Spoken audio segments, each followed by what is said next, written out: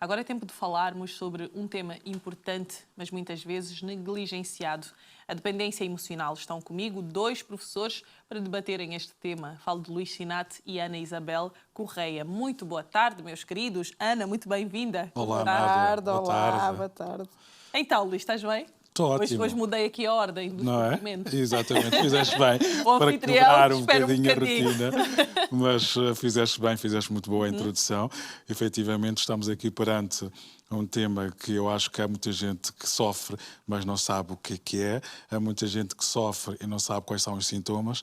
E há muita gente que sofre e não sabe como é que vai lidar com este tema. Por isso é que estamos aqui na companhia da Ana, que nos vai ajudar aqui a elucidar os nossos telespectadores. Muito bem, então é com a Ana mesmo que vamos começar a tentar perceber primeiro o que é, o que vem a ser esta dependência emocional e de que forma é que ela também se manifesta, em que tipos de situações acontece, relações, porque normalmente eu acho que é uma situação que acontece aqui mais em relações, não é? Não sei se é ou não, mas vamos perceber agora com a Ana também. Sim.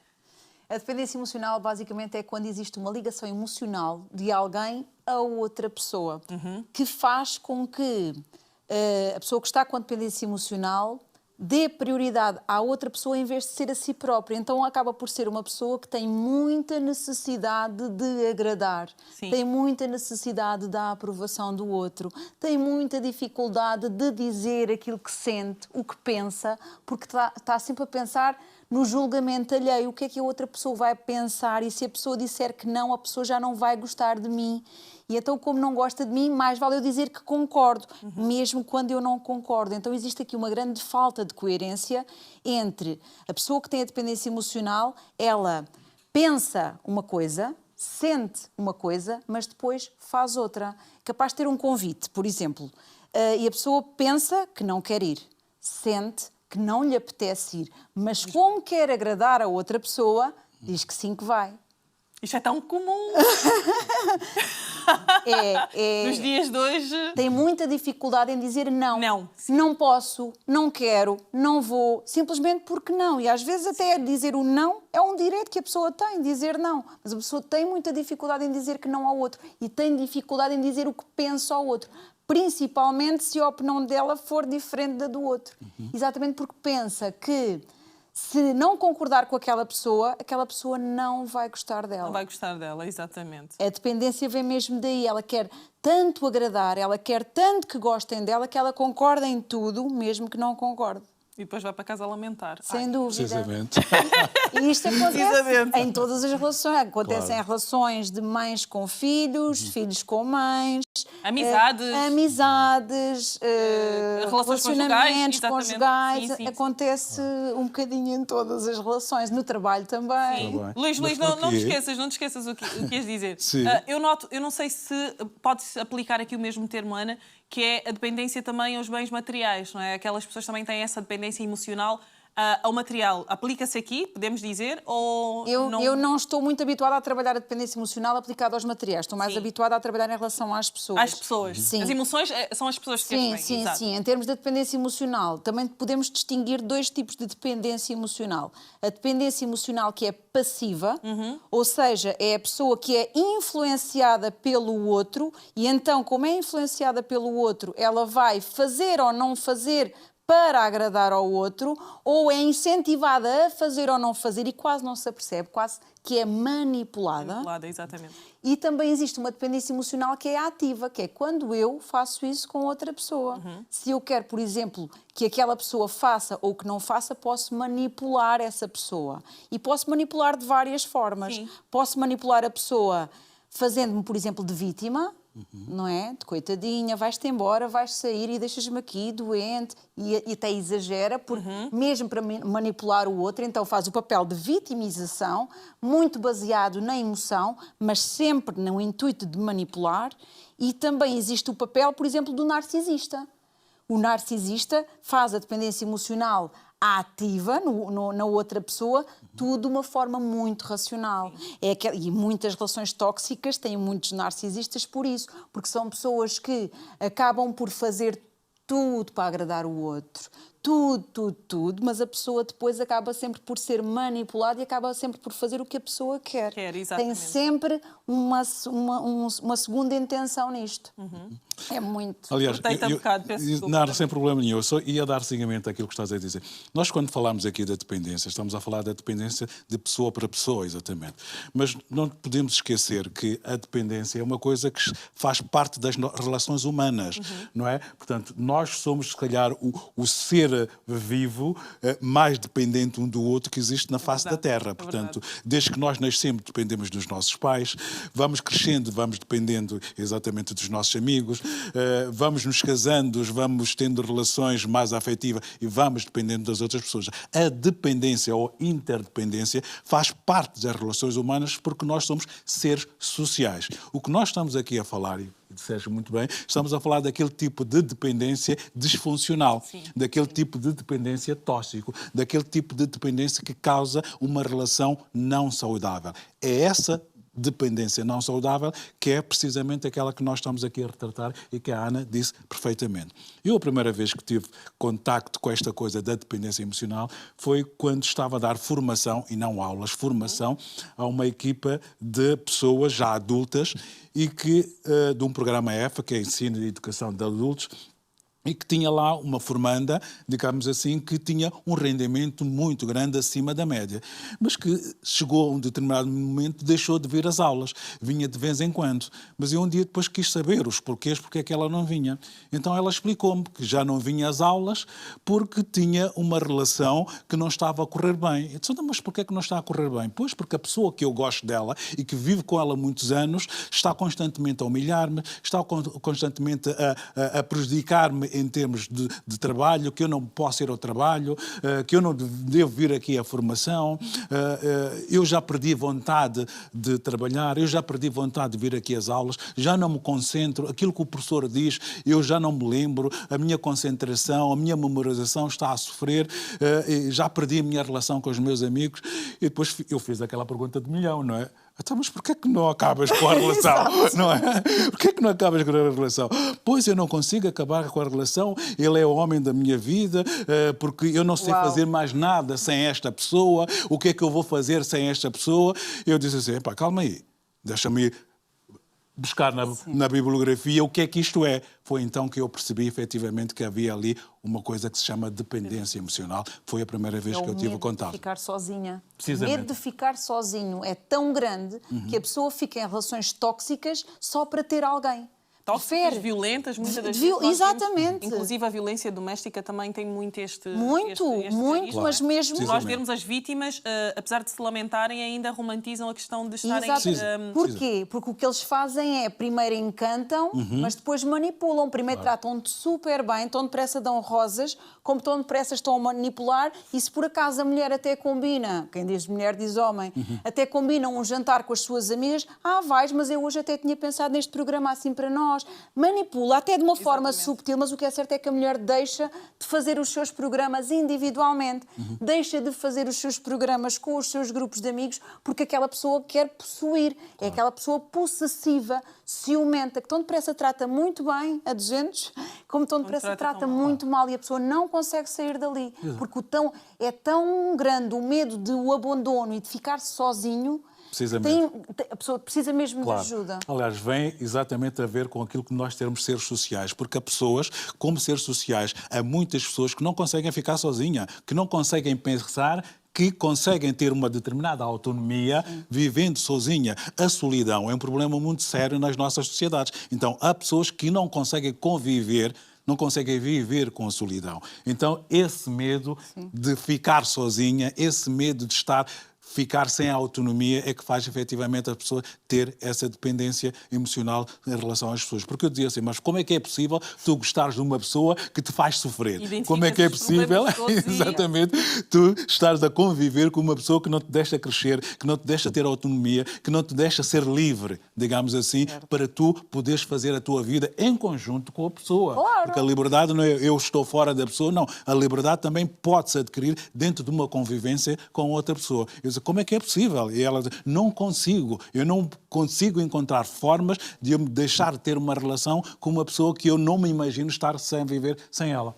Eu também conheço várias histórias destas, mas nós vamos abrandar um bocadinho aqui também as nossas emoções. Voltamos à nossa conversa, estamos a falar sobre as emoções e a dependência emocional com Luís Chinate e Ana. Eles que estão aqui hoje para nos ajudar a compreender melhor e combater este problema que, infelizmente, tem estado a tomar conta da sociedade e cada vez mais cedo, porque se formos a ver o universo infantil, ele também começa a sofrer muito, também muito por reflexo daquilo que as crianças veem e começam a adotar desde cedo. Lembro-me da filha de um casal amigo que nós temos, que ela, numa brincadeira com a minha filha, ela dizia assim: ai, Chiara, calma, eu preciso chorar.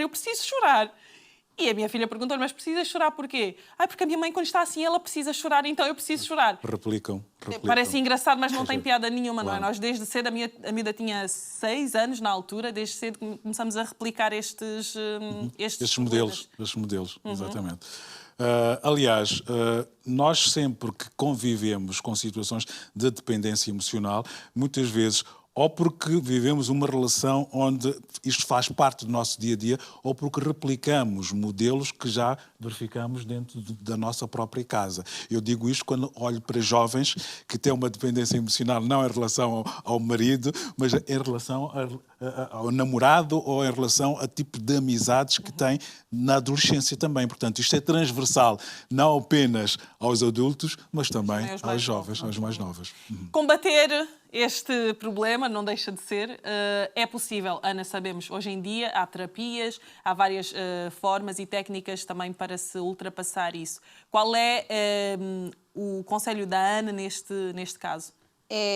Com ajuda, o processo faz-se bem melhor. A pessoa tem que fazer um trabalho com o terapeuta em identificar antes e aceitar aceitar que realmente... Eu acredito ser a parte mais difícil. Sem dúvida. Nós nunca assumimos que precisamos de ajuda. A pessoa tem que reconhecer que precisa de ajuda ou que realmente quer sair dali. Porque todas as pessoas à volta podem estar a ver que aquela pessoa está numa relação de dependência emocional e a pessoa não está a identificar ou não está a valorizar. A pessoa tem que entender que a pessoa mais importante do mundo somos nós. Eu digo isto... E isto não é egoísmo. A pessoa mais importante do mundo somos nós. É de nós que temos que cuidar primeiro. E todas as pessoas que têm e que sofrem desta dependência emocional acabam sempre por priorizar os outros e colocarem-se a elas próprias em segundo. E isto acontecendo a longo prazo vai trazer consequências em termos do emocional, porque a pessoa não há coerência entre aquilo que ela sente, aquilo que ela pensa e aquilo que ela faz. Não havendo coerência, vão começar a aparecer doenças e a partir do momento em que a pessoa entende isto, é possível começarmos a trabalhar. Com acompanhamento é mais fácil porque a pessoa vai aprender com o terapeuta a estabelecer limites. Vai aprender com o terapeuta a saber dizer não, mas a saber construir esse não, porque tem que se aprender a construir, a dizer o não. É o não que combina emoção e razão. É um não em que a pessoa planeia exatamente o que é que vai dizer à pessoa, aquilo que ela se não concorda e porque é que não concorda. A outra pessoa pode não entender, mas ela tem que dar aquilo que ela sente, não é? Por mais que a outra pessoa não entenda, ajustar aqui a intenção que a pessoa tem, mas diminuir as expectativas em relação àquilo que a gente espera do outro. Passar por um período de não... O problema aqui também é muita expectativa. Muita expectativa e saber que quando a pessoa tem uma relação de dependência emocional com outra e deixa de ter, as pessoas o que dizem à volta é, e eu acompanho muitas pessoas, não é? Estás diferente. Pois está, porque está-se a valorizar a ela, não é? Está-se a conhecer também, a questão do autoconhecimento também aplica. Exatamente, então há sempre um período quando a pessoa muda a sua postura em relação aos outros, deixa de ter esta dependência emocional, passa a ser independente emocional, não é? Começa a ser... passa um período de não aceitação pela parte dos outros. Porque a pessoa está durante muitos anos a conhecer a pessoa assim, a dizer que sim a tudo, a nunca dizer que não, não é? E, entretanto, a pessoa muda o chip. Então vai haver pessoas que dizem que estão diferentes e até se vão afastar. Então a pessoa tem que estar preparada para esse período de não aceitação dos outros, porque a pessoa realmente está a mudar. Também é que eu digo, as pessoas que se afastam é um livramento, temos que agradecer mesmo. Sem dúvida. São pessoas que não faziam parte na íntegra da nossa vida, tinham um determinado interesse, deixou de haver, não faz sentido, não é? Temos que agradecer que elas foram embora. Exatamente. Mas as pessoas que interessam vão ficar. Qual é o Luís? O Luís interessa, vai não ficar interessa, não vai ficar. Mas basicamente é muito autoconhecimento e a pessoa ganhar, ok, quero mudar. Então temos que ir para um plano de ação e as atitudes têm que obrigatoriamente começar a ser diferentes. Vão ter consequências e daí, quando o processo é acompanhado, é mais fácil. Claro. Sem dúvida. Senhora Luís, fazemos aqui a ponte, falamos da importância da terapia, mas também entrando um bocado mais para a tua área, que é a área académica, como é que depois pode-se aplicar isso também nas escolas, porque sabemos que a nível estudantil também há muita desta questão da dependência emocional, cada vez mais jovens, porque os meus amigos mudaram de sala, o meu namorado, eu gosto daquela menina, ela não gosta de mim. E isto tudo, querendo ou não, acaba por afetar também o desenvolvimento a nível escolar destas pessoas. Os professores também acabam por criar assim uma dependência emocional, não sei, nunca fui, mas pelos alunos, não é? Não sei como é que funciona. Também. Tentar perceber melhor este teu universo. Exato. A escola, em primeiro lugar, temos que funcionar com a pedagogia do ensino, da explicação daquilo que é a dependência emocional. Porque muitos de nós convivemos com isso, mas não sabemos. Porquê? Porque o sistema de ensino não nos ensina. Não está preparado para ter aulas sobre educação emocional nas escolas. Em primeiro lugar, as escolas têm que funcionar com a pedagogia daquilo que é reconhecer, explicar e dar informações concisas sobre o que é a dependência emocional. Porquê? Porque com essa informação, qualquer pessoa, incluindo os alunos, passa a sentir-se empoderado, passa a saber o que é que está a acontecer, passa a identificar aquilo que sente e consegue ter ferramentas para poder lutar contra isso ou poder, digamos assim, confrontar contra uma situação de dependência. Em segundo lugar, criar fóruns, criar espaços de debate onde esta questão da dependência emocional seja falada com toda a abertura, com toda a transparência, para que os alunos possam sentir-se livres para poderem falar, explicar aquilo que sentem, aquilo que estão a passar, sem nenhuma vergonha. Por outro lado, fazer com que quem sinta uma dependência emocional, quer de um namorado, quer de um amigo, quer de uma amiga, quer de alguém que seja, não se sinta culpado. Não se sinta culpado porque não é dela, seguramente, que está o problema. Exato. O problema estará da outra pessoa. E é essa pedagogia que as nossas escolas têm que fazer. É essa pedagogia que os professores devem fazer, criando condições para informar, formar e criar espaços de debate. E, por outro lado, permitir aos alunos que convivam com essa situação expressar esses sentimentos, expressar essas emoções, para que, a partir da experiência, aprenderem. É uma aprendizagem a partir da experiência convivida. E saber olhar para trás e dizer assim, eu passei por uma situação destas, hoje já sei o que é, consigo confrontar e sinto-me com um poder suficiente para dizer, eu não quero mais conviver com isto. Eu não quero estar mais numa dependência emocional com qualquer pessoa que seja. E, finalmente, fazer uma coisa que é extremamente importante, que é fazer com que as pessoas que vivam essa dependência emocional sejam capazes de partilhar com as outras pessoas a experiência, mostrar o lado negativo, o lado prejudicial e o lado positivo das pessoas que passaram por isso e agora olham para si e dizem que eu aprendi com isto e quero fazer uma vida positiva, conviver de forma positiva com qualquer relação. Porque, como disse a Ana, o mais importante somos nós. O mais importante é a nossa dignidade. Portanto, o autoconhecimento e saber estabelecer limites, o tal não. O não. Até onde é que eu posso aceitar ser manipulado? Até onde é que eu posso aceitar ter uma convivência disfuncional ou não com qualquer pessoa. Aliás, eu digo, o não é libertador. Precisamente, não é precisamente. E o não, portanto, digo também muitas vezes, ensino muito isso à minha filha, o não precisa vir acompanhado de um porquê. Não, obrigada. Não, tem de porque ser que é que eu vou dizer não, Sim. porquê? Não, nós temos esta tendência para procurar sempre um porquê para o não. É não porque não me apetece, porque não quero, porque não estou disponível, porque não gosto, não é o meu estilo. Não, obrigada. Claro. É importante. É isso. E nós sentimos isso. Depois de um não obrigada, não é? Uau! Descalçamos aqui uma espécie de uma Mas volta. às vezes vem da família, não é? Da nossa família. É cultural, Ana, vai não dar dizermos beijinho não. à tia, e às vezes a criança não lhe apetece e tem que dar na mesma. Ou seja, é ensinada a ter que agradar o outro mesmo se não lhe apetece. Exato. Não é? E então é sempre incentivada, vai dar porque parece bem. Sim. E então, logo desde o início, a criança cresce a pensar, se eu não for simpática, não vão gostar de mim. Acontece que este padrão acontece na fase da infância, depois Depois vai mantém-se para a adolescência e continua para a adulta. Se a pessoa não identifica, porque está tudo bem, os pais fazem sempre o melhor com as ferramentas que têm, não é? E se calhar foi assim também que lhes ensinaram a eles. É cíclico, exatamente. Mas a partir do momento em que ganhamos mais consciência, e o Luís há pouco esse... estava a falar sobre isto, quando as pessoas ganham consciência que não são as únicas a passar por isto e entendem que aquilo que eu estou a passar com o meu namorado, com a minha namorada, com a minha mãe... Porque às vezes acontece entre... Sim.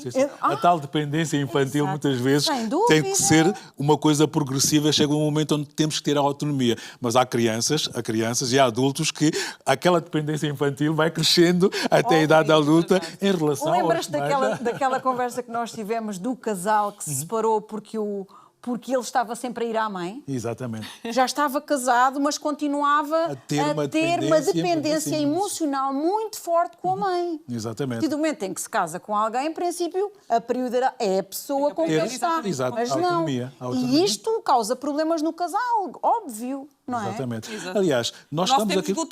Só para dizer, nós estamos aqui a falar em termos de relação, mas atenção, isto não é incompatível do facto das relações entre as pessoas estarem a viver com alguns conflitos. Não é? Alguns conflitos saudáveis, digamos assim. O problema não são os conflitos nas relações entre as pessoas, é a forma como nós resolvemos os conflitos. Portanto, a dependência também pode-se conviver com conflitos, mas conflitos que sejam conflitos que nos façam crescer, que nos deem liberdade de cada um ter o seu espaço. Esta coisa de não dar espaço ao outro, ficarmos ali tudo a bancar, é completamente tóxico. Mais cedo ou mais tarde, precisamente, alguém há de abandonar o barco. Precisamente. Muito bem. Okay. Muito obrigada, Luís. Obrigada foi um prazer também. enorme mais uma vez. Ana, um prazer enorme. Muito obrigada. Tema muito importante mesmo. E já demos aqui as dicas. Temos conseguido passar alguma informação, não é? E elucidado também os nossos telespectadores aí Sem em casa. dependência emocional a vida é mais leve. É verdade, é muito mais leve. Precisamente, é essa a mensagem. Há muitos meios que nos prejudicam e nós estamos com dificuldades aí de abandoná-los, mas tirar o pé, sair daquela roda, só assim conseguimos ver de fora o quão aquilo também pode ser prejudicial para nós. Invistam mais em vocês, na vossa saúde mental, nas terapias. Hoje em dia, quem não faz terapia é que é maluco. Dizem isso. E alimentar as relações saudáveis. É isso, as nós somos seres sociais. Precisamos dos outros, mas de forma saudável e com limites. É isso mesmo. Ok.